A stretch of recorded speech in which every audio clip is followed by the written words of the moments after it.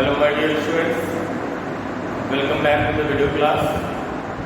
In this video class we are going to discuss second chapter of the Civics, that is democracy in India. My dear students, in the first chapter we have discussed that how democratic form of the government is better comparison to the monarchy as well as dictatorship. We have seen in the democracy people enjoy equal status. They are free to do anything as well as equal opportunities, social status and economic opportunities are provided to each and everyone. Now in this chapter we shall see how this better form of the government, which is known as the democracy, is being practiced in our country, India. My dear students, as the constitution of our country, India, came into effect in the year of 1950, at that time only, it was a clear provision in the constitution that India has a democratic structure. So, how democracy is practiced, for that purpose, several provisions are provided into the constitution. Let us discuss one by one. So, first one is the universal adult franchise.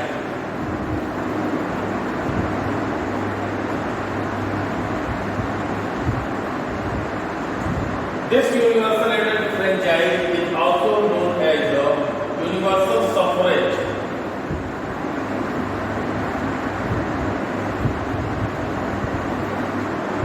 What is this universal adult franchise and universal suffrage? According to the universal adult franchise or universal suffrage, every citizen who is living within India, either they are belonging from any religion, any community, any caste, any gender, it didn't matter. If their age is 18 or 18 plus, they all have right to vote.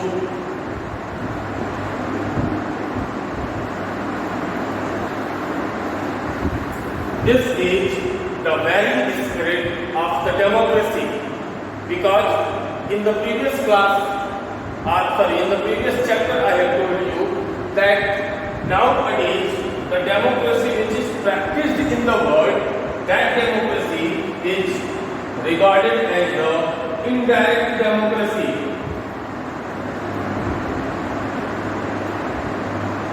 And in other words we can say it is the representative democracy. What happens in this indirect or the representative democracy? In this form of the democracy, we as a citizen or we as a voter elect one representative from each constituency as our representative, and that representative takes all the major and minor decisions on the behalf of us. So, universal suffrage was the first feature. Now, the second feature, which is also very important for the proper functioning of the democracy, that is the elections.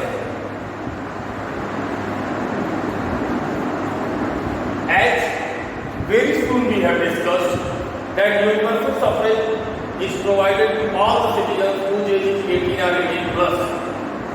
So, how they will cast their vote? For that purpose, in our country, there is a clear provision that elections should be held regularly. Elections which are taking place in our country, India, for choosing the different representatives that are on the three stages. Elections are held for the Lok Sabha, Elections are also held by the Vidhan Sabha. Vidhan Sabha elections are known as the Legislative Assembly election.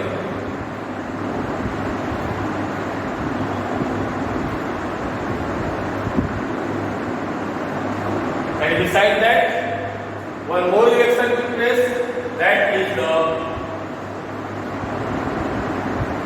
Panchayat election. These are the 3-tier elections.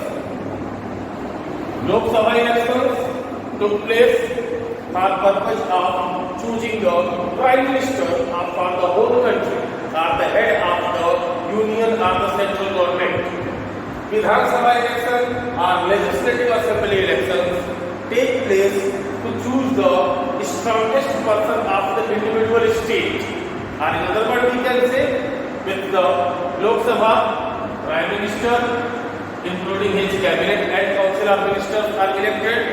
In case of the Vidhan Sabha, Chief Minister and his cabinet or council of ministers are being elected.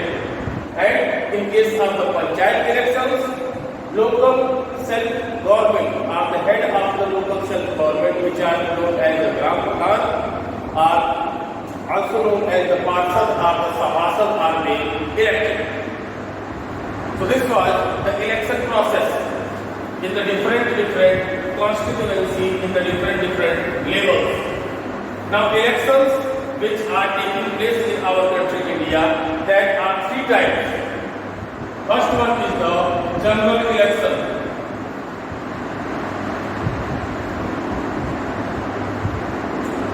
Second one is the midterm election.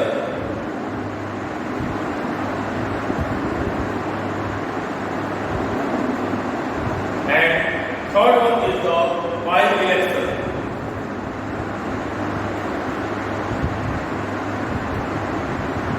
Now general elections. General election took place in the country after every 5 years. Midterm elections, in case central government or the state government are unable to complete its tenure or time period of the 5 years, in that case, in the specific state or the country, the elections which are taking place, that are regarded as the midterm elections. Third one is the by-election. By-election took place in any constituency for filling the vacant seat. Why these by-elections are taking place? In case if any elected leader has resigned from his post or died, then the seat of that constituency will be vacant. So to fulfill that vacant constituency seats, by-election take place. Now, another specific feature which is too much helpful for the proper functioning of the democracy, that is the election commission.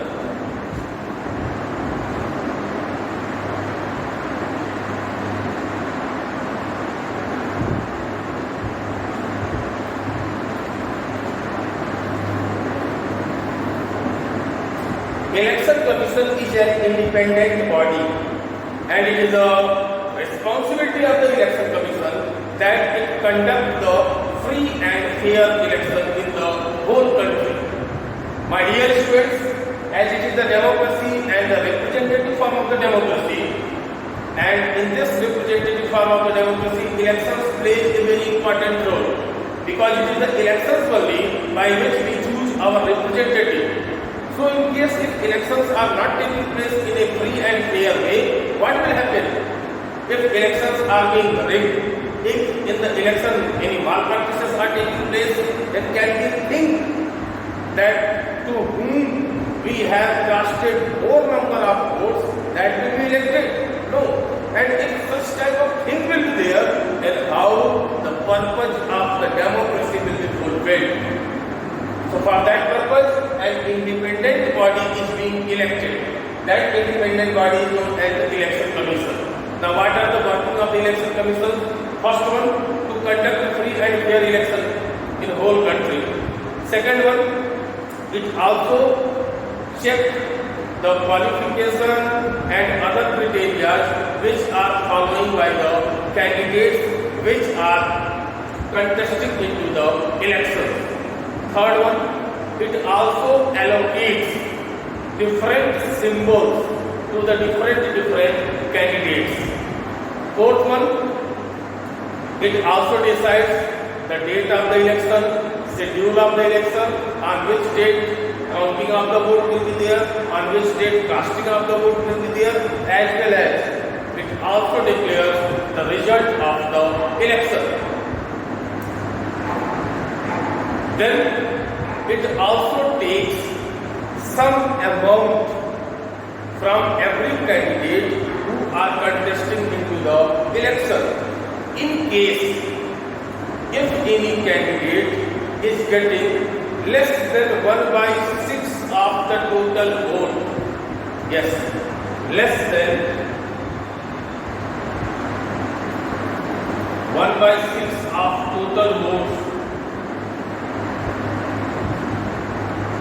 then the security amount which is deposited by the candidate, that is being taken by the election commission. Okay, now the head of the election commission is known as the CEC, means Chief Election Commissioner.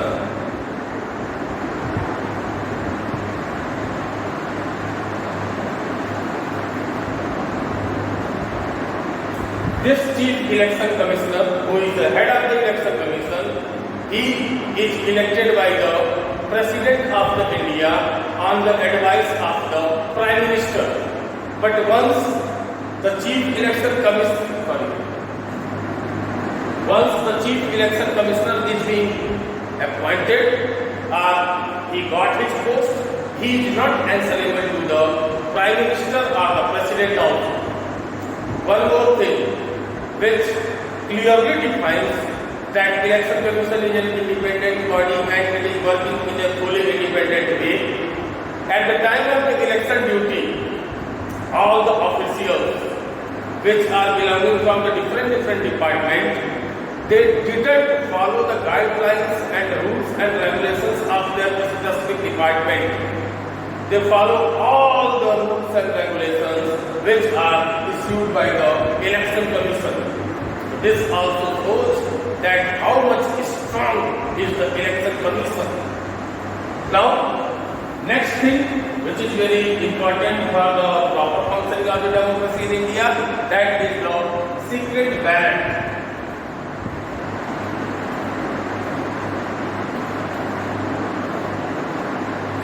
My dear students, in the elections, each and every citizen of India whose age is 18 or 18 plus is entitled to cast his or her vote.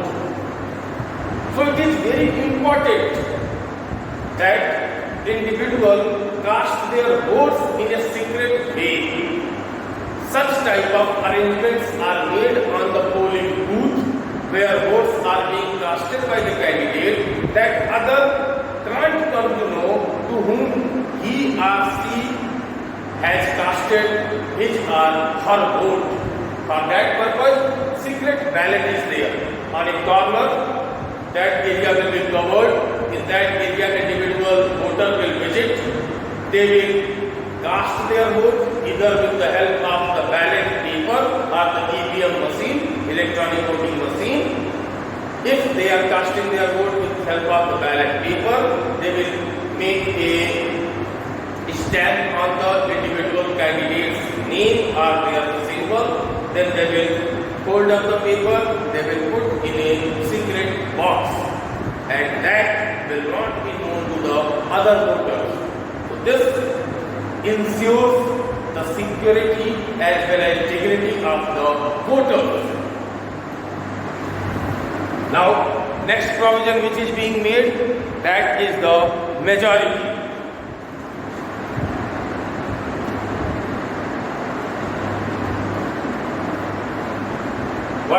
come majority. If any political party has won more than 50% of the constituency seats,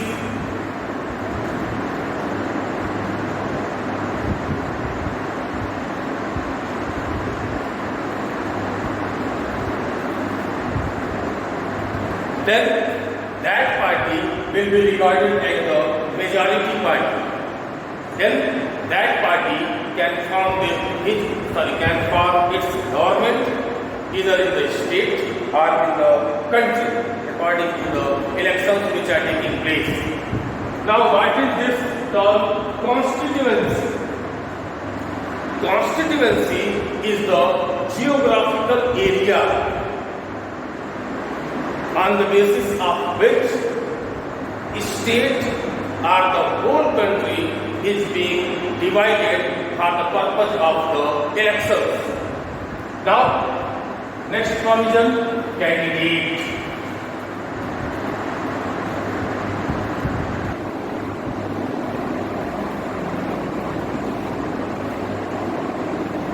Who is candidate?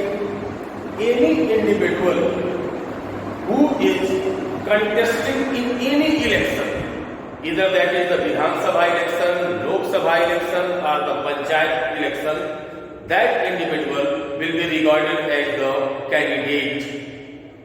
In case of the Lok Sabha and Vidhan Sabha elections, candidates are supported by the different national and regional parties.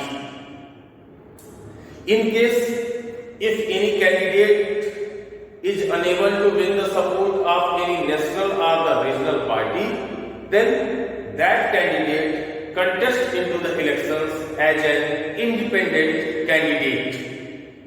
Now, political parties.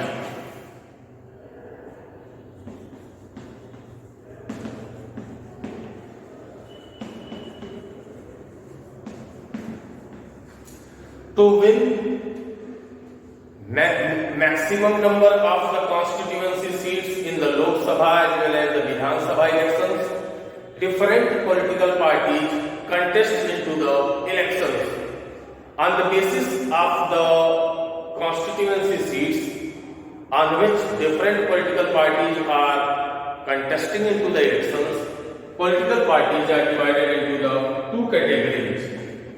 One is the national party, another is the state or regional party.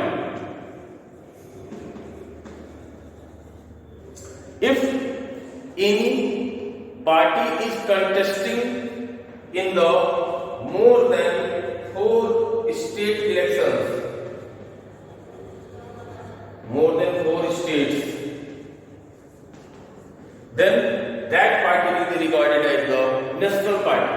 And if any party is contesting into the less than 4 state elections, that will be regarded as the state or the regional party. Now, next one, function.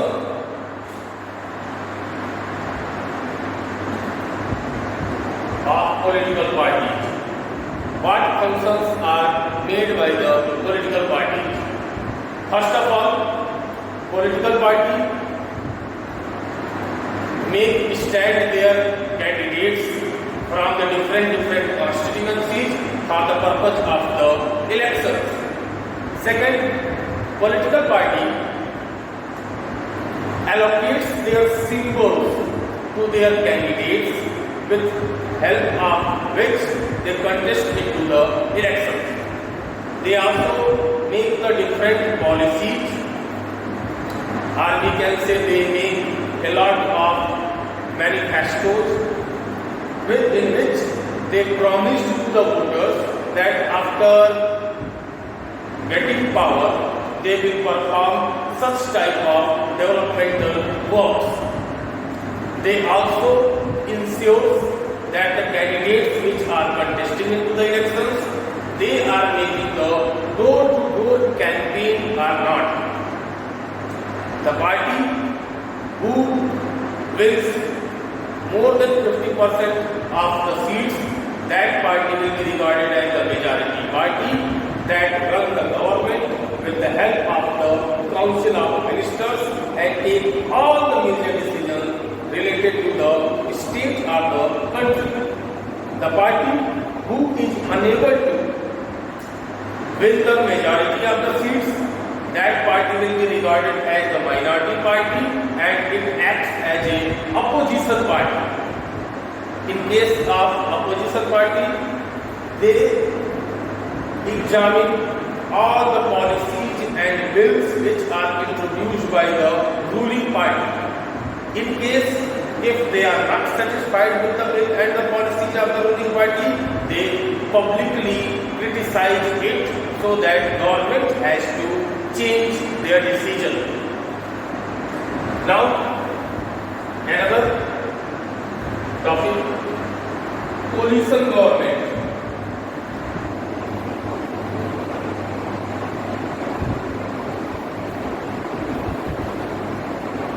What is this coalition government?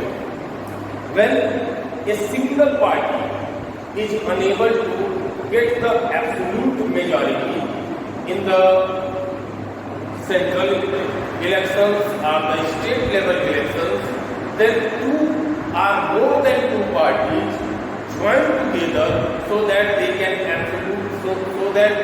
achieve an absolute majority.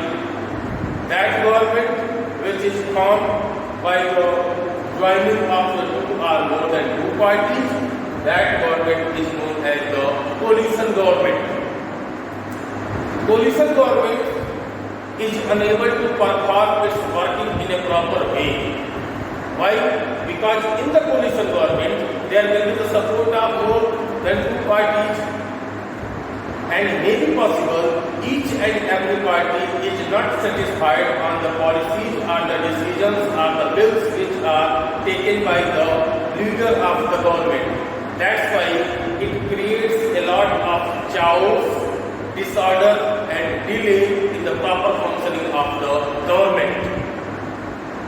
Now, another topic. Sorry, this was the last topic. This is being printed.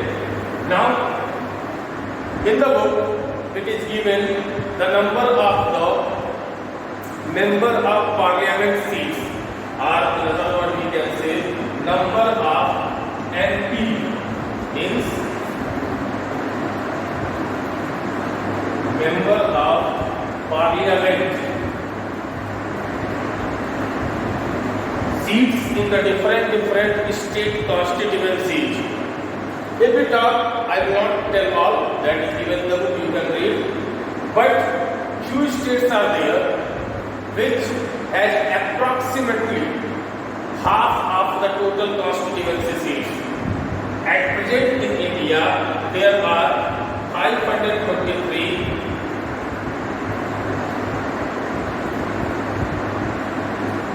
Lok Sabha constituency seats.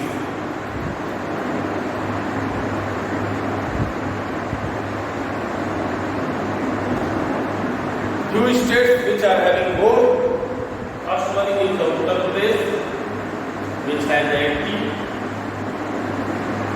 Second one is, I hope, West Bengal.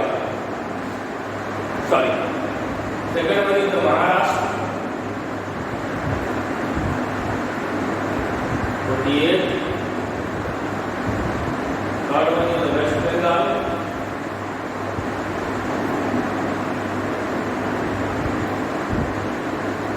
Fourth one is the Bihar, 40. And fifth one is the Tamil Nadu, 39. West Bengal, I have 41 or 42. Wait. Bihar.